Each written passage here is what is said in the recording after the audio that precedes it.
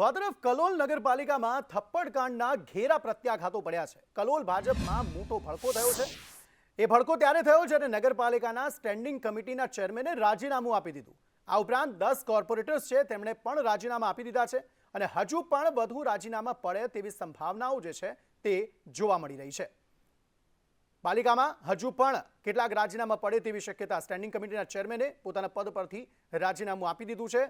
કલોલ નગરપાલિકામાં જે થપ્પડકાંડ સર્જાયો હતો જેમાં મોટી સંખ્યામાં લોકો આવી ગયા હતા અને મારામારીનો બનાવ બન્યો હતો તે અંગે આ અપડેટ જે છે તે પ્રાપ્ત થઈ રહ્યું છે।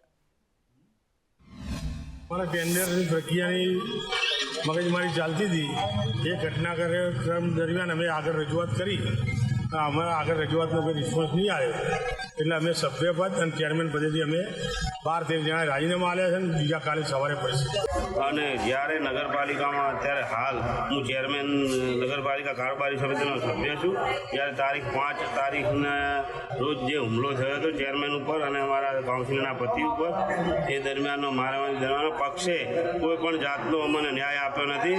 એના કારણે અમે અત્યારે 12 જણે રાજીનામું આપ્યા છે।